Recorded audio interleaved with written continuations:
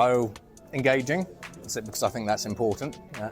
Curious, because that's increasingly important, because if you're not curious in today's world, then you're actually going to miss 99% of what's actually going on.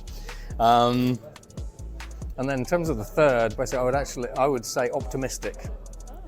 That's it. So yeah, as I do more work in India, increasingly we actually see not only the ambition actually increasing, but also see the optimism increasing as well. So I would use those three words.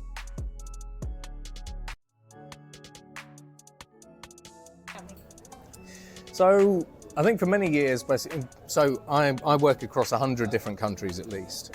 And I think over the past number of years, on the one hand, there have been a lot of conversations where India has actually been absent from the conversations. So with the vast majority of countries that you actually go to, whether it's at the government level or whether it's at the sort of the multinational level, there are a lot of organisations basically that they will say, what's America doing? What's China doing? They might say, what's Europe doing a little bit, but even that's kind of way down the pecking order.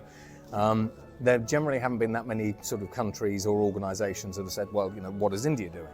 Now, over the past 2 years, the number of conversations where India has actually been included in conversations, whether it's from a question perspective or from a statement perspective, where we're asking what India is doing, or people are saying, well, this is what we're seeing, this is what we're doing, I reckon basically is actually quintupled now. So a good example of that is Davos. So at this year's Davos in January, the Indian delegation was the most in-demand delegation of anyone.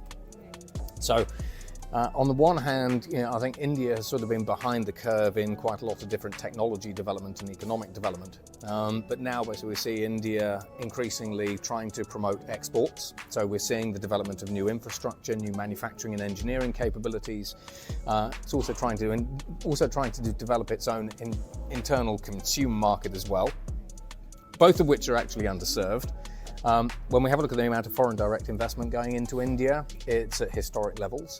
When we have a look at things like the corporate real estate market within India, which is sort of quite a good bellwether of what's going on, over the next 5 years, we expect that market to quadruple in size from about $40 billion to about $200 billion, which even that, basically, when you actually have a look at the rise of the corporate real estate market, you only end up seeing a growth in the CRE market when companies are moving, when companies are growing, and so on and so forth. When we have a look at India, when we have a look at the Indian government's agendas, especially around artificial intelligence and quantum computing, there is now an increasing imperative and urgency to develop national quantum computing centres and so on and so forth.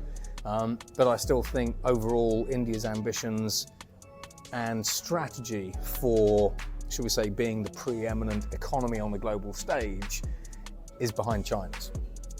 So just to put it into perspective, China is investing $1.4 trillion over a 5-year period in emerging technology. They have the Chinese Academy of Sciences, where they've just given $34 billion to, which is a group of 100 universities. There is massive internal alignment within China. China are also trying to dominate the global technology standards because they see that's what made America successful. They're building up their civilian and military capabilities as well. So when we have a look at India, there's a huge amount going on. There's a huge amount of optimism. Ambition is increasing, and I think it can increase a lot further, but it's actually increasing quite rapidly. Investment and interest in India internally and externally is growing substantially.